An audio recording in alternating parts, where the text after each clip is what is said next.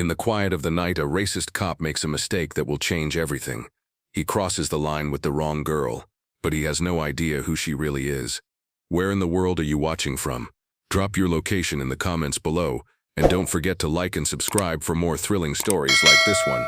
When Amara, a quiet new girl, finds herself in a dangerous encounter with a corrupt officer, she fights back in a way that shocks everyone, including him. Watch what happens next as her secret is revealed and everything changes in an instant. The sun had just begun to set, casting long shadows across the quiet city streets. The usual hustle of traffic had died down, leaving only the hum of a distant engine and the sound of footsteps echoing on the pavement. Amara had just finished her shift at the diner. She was tired, exhausted, really, but there was no escaping the feeling that her work wasn't done. The city was her home, but it was still unfamiliar, and the day had been long, full of unwanted stares and whispers. As she walked home, her mind raced. She had moved here from a quieter town, looking for a fresh start, but her new life hadn't exactly turned out the way she expected. She had hoped for peace, for a place where she could just be herself, but instead she found herself constantly looking over her shoulder. The city felt like a maze, and she often felt like an outsider. It was just after 8 p.m. when she was about to cross the street near an empty park. That's when she saw the familiar flashing red and blue lights in her peripheral vision. The sound of the siren echoed in her chest, making her heart skip a beat. She wasn't doing anything wrong, just walking home like she had every day since she arrived. But something about the flashing lights set her nerves on edge. A police cruiser came to a halt beside her, and a white officer stepped out. His uniform was crisp, his hand resting casually on the holster of his gun, his face masked with indifference. His partner, a younger officer, remained inside the car, watching silently. The air around them was thick with tension. Amara's stomach tightened, and she stopped walking. She had learned quickly that encounters like this weren't always peaceful, not when you looked like her. She kept her hands visible, her posture relaxed, but her mind was already preparing for what might happen next. The officer stepped closer, his eyes scanning her from head to toe, an unsettling smirk tugging at the corner of his lips. "Officer Smith, you in a hurry, miss?" he asked, his voice flat but carrying an edge of something she couldn't quite place. Amara could feel his eyes linger on her. She wasn't a stranger to being watched, but this felt different. The way he looked at her, sizing her up, made her skin crawl. "No, just heading home," she replied, her voice steady. "I'm fine." Smith's smirk grew wider, his eyes narrowing. "You're sure? You know it's late. Might not be safe around here for someone like you." His words were sharp, but he said them with an air of casualness that made Amara's blood run cold. Her chest tightened, but she didn't let it show. "I'm fine, really." The officer took a step closer, his voice lowering. "I'm just trying to look out for you. Don't want anything bad to happen, you know." Amara's mind raced. She wanted to walk away, to ignore him and keep going. But something told her that would be a mistake. In moments like these, any sudden movement could escalate things. She needed to stay calm, to think her way out of it. "Are you sure everything's okay?" Officer Smith asked, now standing directly in front of her. His breath reeked of cigarettes, and his gaze was unwavering. Amara nodded, maintaining her calm demeanor. "Yes, I'm fine. I just need to get home." The officer's eyes flicked to her arms, then back to her face. "I think we should check your ID, just to make sure everything's in order." Amara's heart began to race. She knew what was happening. She could feel it, the way his posture shifted, the way his hand hovered near his gun. It was happening again. Without thinking, she reached for her purse to pull out her ID. But as her hand brushed against her bag, the officer stepped back, eyes hardening, his hand now fully gripping the handle of his weapon. His voice dropped lower, his tone turning more dangerous. "Don't make me ask twice. I don't want to see any sudden movements." Her breath caught in her throat, but she quickly pulled her ID from her purse and held it up for him to see. "I'm just heading home," she repeated, her voice more firm now, trying to keep it steady despite the rising tension. Officer Smith took the ID from her hand, scanning it for a moment. Amara's mind raced as she stared at the officer's face, watching for any signs of aggression. The way he held her ID, as though it were a piece of trash, made her skin crawl. She had learned over the years how to handle situations like this, but her instincts were telling her this wasn't just another routine stop. This felt like it was going to get worse. The officer's eyes narrowed as he studied the ID. Then he looked back at her, his smirk replaced by something colder. "Amara, right," he muttered to himself, like he was memorizing it. "You're new here, aren't you?" Amara nodded, her mind racing as she waited for his next move. Her gut told her something was about to happen, something she wasn't prepared for. And just when she thought she might be able to get away, the officer stepped closer. His body blocked the path, and his tone turned hostile. "You should be careful around here, miss. People like you don't belong." Amara's pulse quickened.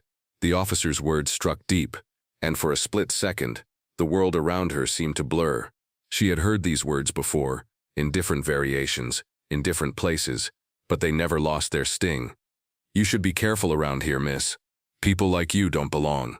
The words echoed in her ears, sending a chill down her spine. She had experienced racism before, but this felt different. This wasn't just a random encounter. She could feel it in her bones. It was personal. Amara stood frozen for a moment, the weight of his words pressing heavily on her. But she wasn't about to let him see her break. She wasn't about to let him have that power over her. Her eyes locked onto his, unflinching, as her mind worked quickly. She knew she had to remain calm, had to get out of this situation before it escalated any further. "Is there a problem, officer?" she asked, her voice steady, but with an edge of defiance. She wasn't sure where the strength came from, but it felt good to stand her ground. The officer stared at her for a long moment, and then something shifted in his expression, something dark, almost predatory. His grip on his gun tightened, and he took a step closer. "You don't talk to me like that, miss," he said, his voice low and menacing. "I suggest you watch your tone. I'm doing you a favor by even letting you go this far." Amara's heart raced, but she forced herself to stay still. She wasn't about to give him the satisfaction of seeing her scared. "I don't need any favors," she said, her voice still calm. "I just need to get home." The officer laughed, a harsh, cruel laugh. "You think you're just going to walk away from this, after everything I've put up with tonight?" "No, miss, not this time." Amara felt her body tense. She had been through situations like this before, but the intensity of the officer's aggression was unlike anything she had ever encountered. He was cornering her, trying to provoke a reaction. Without thinking, she took a small step back, instinctively preparing herself for what was coming next. She didn't want to escalate things, but she couldn't just stand there and let him intimidate her either. The officer noticed the movement immediately. His eyes flared with anger. He took a step forward, blocking her path. "I told you not to move," he growled. "You're not in control here." Amara's mind raced. She needed to get away. She needed to move before things got out of hand. The officer was already too close, and his body language told her that he wasn't going to let her leave without a fight. Her heart pounded as she weighed her options. She couldn't outlast him, but she could outsmart him. She'd learned that much from her self-defense training. In a flash, she made her move.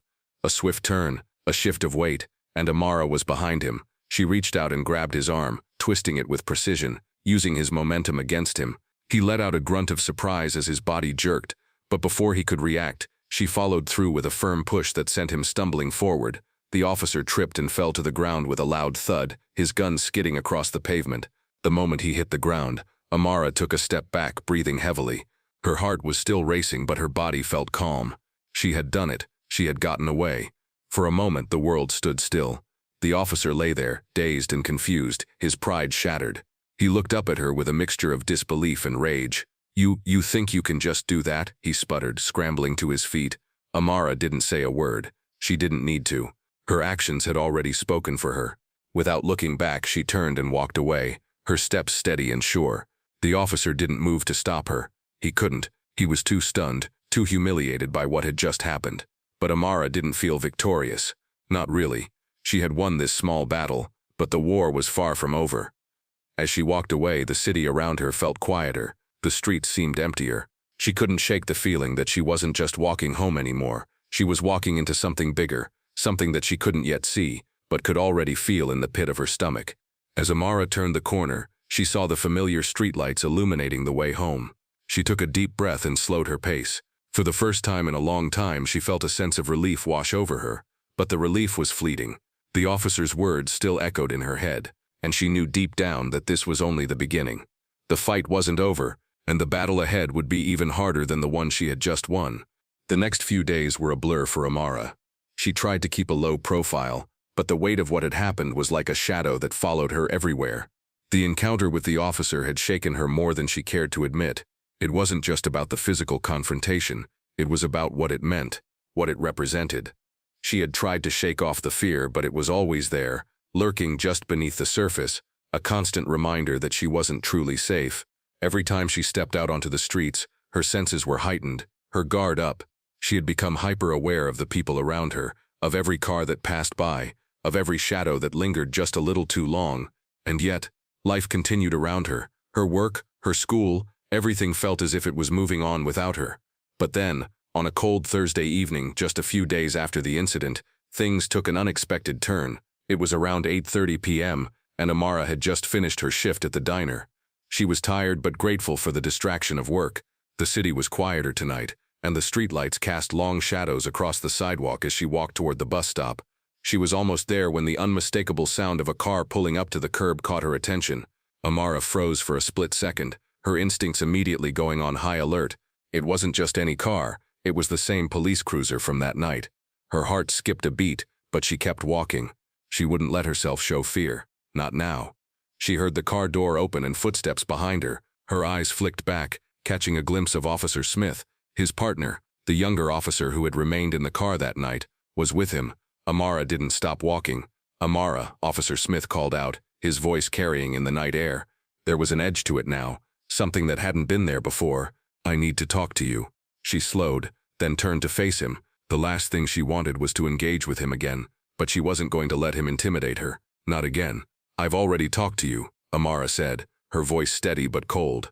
Officer Smith stepped closer. "You don't get to walk away from this. You didn't just attack me, Amara. You humiliated me." Amara's heart thudded harder against her chest. The words he spoke felt like a slap in the face, a reminder of the humiliation he had suffered. She had exposed his weakness, and he wasn't going to let it go that easily.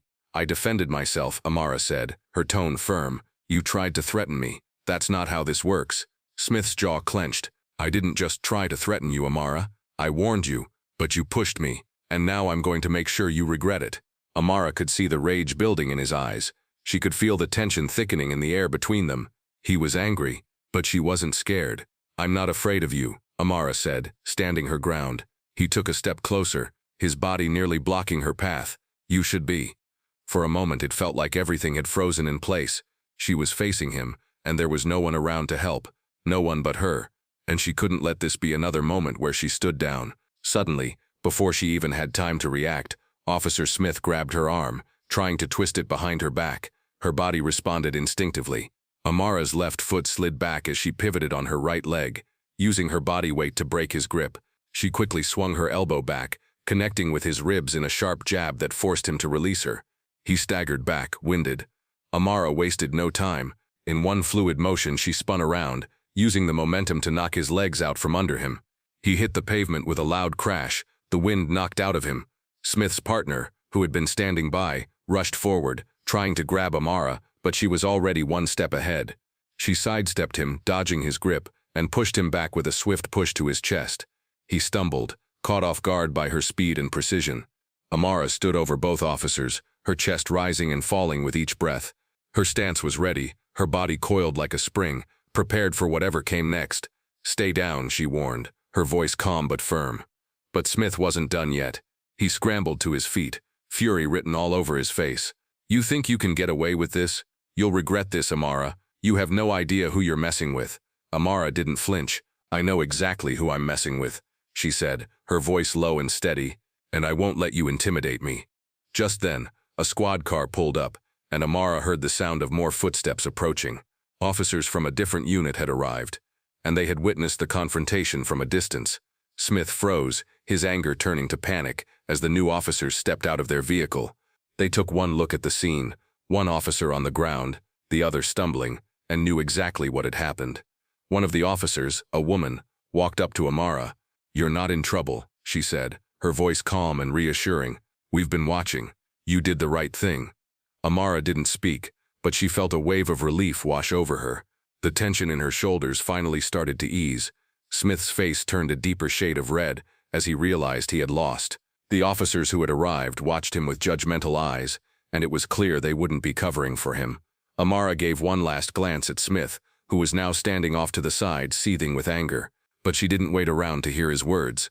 She turned and walked away, her head held high. The rest of the night passed in a blur. Amara arrived home, her pulse still racing from the encounter with Officer Smith. She couldn't shake the tension in her chest, nor could she ignore the weight of what had happened. She hadn't expected to get caught in another confrontation, but this time it had been different. Something inside her had shifted. She felt a sense of power she hadn't felt before. A strength that came not from the physical fight, but from standing up for herself, from finally refusing to be intimidated. As Amara settled into her room, she couldn't help but replay the scene in her head over and over. She had defended herself, and yet there was no feeling of triumph. There was only the gnawing sense that this wasn't the end. It never was. The encounter with Smith had only been a spark. She could feel the flames of something bigger beginning to rise. The next morning, as she walked to work, Amara noticed that the city felt different. It was as if the air had changed. The streets, usually filled with the noise of cars and people, were quieter, and the people who passed her seemed to look away a little quicker, as if avoiding eye contact. Was it because of what happened with Officer Smith? Was it fear? Or was it just that the weight of the world was now a little heavier on her shoulders? She pushed the thoughts away, focusing instead on the busy street ahead. But there was something about the way people looked at her that unsettled her, as if they were all thinking the same thing. She's the one who stood up to the cops. As the day wore on, Amara couldn't shake the feeling that the trouble wasn't over. She had tried to keep her focus on her work, keeping a low profile and avoiding any unnecessary attention. But something was different today. There was a tension in the air that she couldn't explain. Her phone buzzed in her pocket, pulling her out of her thoughts. She pulled it out and saw a message from Jasmine. "Amara, you need to see this." Amara frowned and opened the message, her heart sinking as she saw the video attached. It was a clip of the altercation between her and Officer Smith. Somehow, someone had recorded the entire encounter and posted it online. The video showed her flipping the officer to the ground, her self-defense moves fast and precise.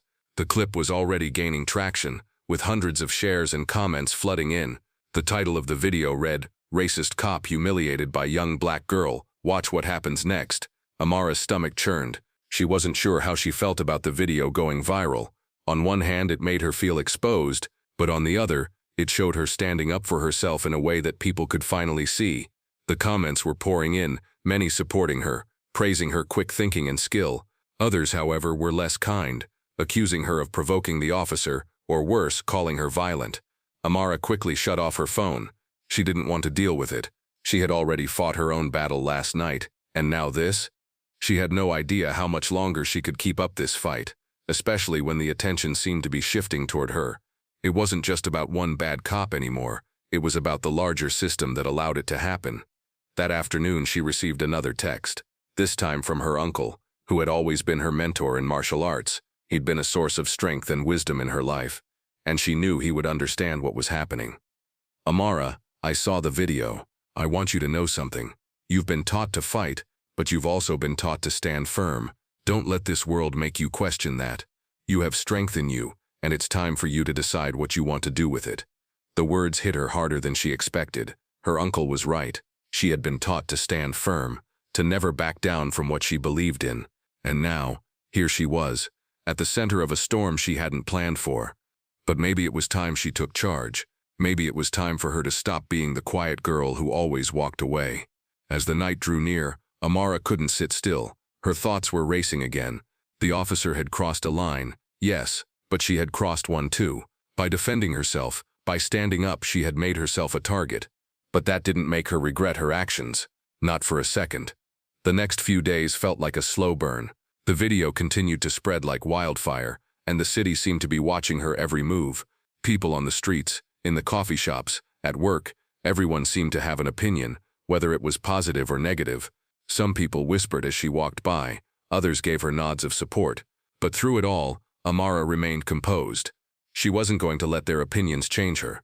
The world was beginning to take notice, and Amara knew it was time to make a choice. Would she shrink back, stay quiet, and let this moment pass? Or would she step up and face what was coming with the same strength that had gotten her through everything else? As the weekend approached, Amara found herself at a crossroads. She could feel the weight of the city pressing down on her, but she wasn't alone. She had her uncle, Jasmine, and even some of the strangers who had reached out to her online. And with that support, she began to realize something important. This wasn't just about one officer. It was about standing up for what was right, for what she knew deep down was the only way to move forward. She had faced down one challenge, but there were more to come. By Monday morning, the story had spread far beyond the city limits. News outlets had picked up the viral video, and social media was flooded with commentary. Amara had gone from being an unknown girl just trying to make her way in a new city to a symbol of defiance, a young woman who stood her ground against injustice. But not all attention was good. As she scrolled through her social media feed, she saw comments that made her skin crawl, racial slurs, accusations of violence and threats. They were coming from everywhere. People who didn't know her, who hadn't seen what had happened, were quick to judge her. But there were others too, offering words of support, sharing her story, praising her strength. She knew she couldn't let the hate get to her. It was part of the battle, part of the cost of standing up for what was right. But that didn't mean it didn't hurt. It stung. Every nasty comment felt like a punch to the gut. And yet she couldn't stop. Amara wasn't one to sit idly by. She knew she had a platform now, whether she wanted it or not, and she wasn't going to waste it. She reached out to a few local organizations that focused on civil rights and community justice. She wanted to learn, to take this moment of anger and transform it into something meaningful. One evening after work, she attended a community rally in the park. It was small, just a few dozen people, but the atmosphere was electric. People were chanting for justice, holding up signs that read "Black Lives Matter" and "Justice for All." Amara had never been to a rally before, but something about it resonated with her. She wasn't just here to protest, she was here to be part of a movement.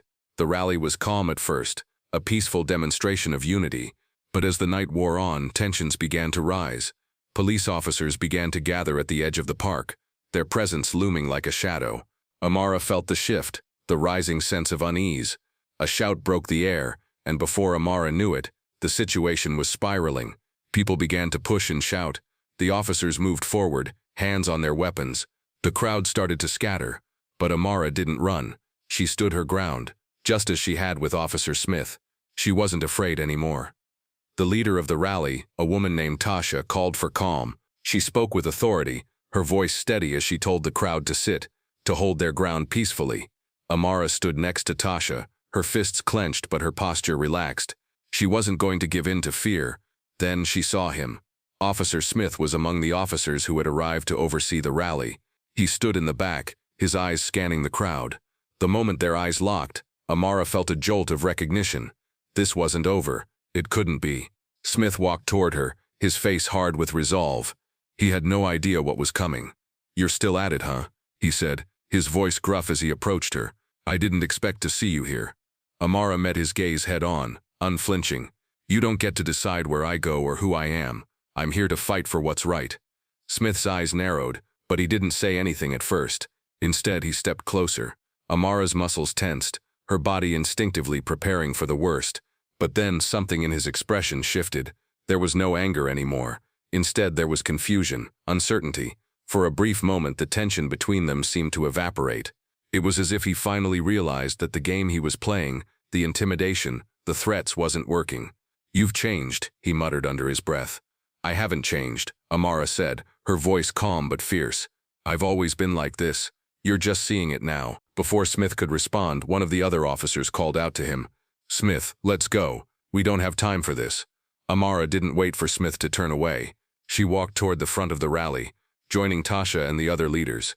The moment had passed, but it was clear that the battle wasn't over. This was just the beginning. The next few days felt like a blur.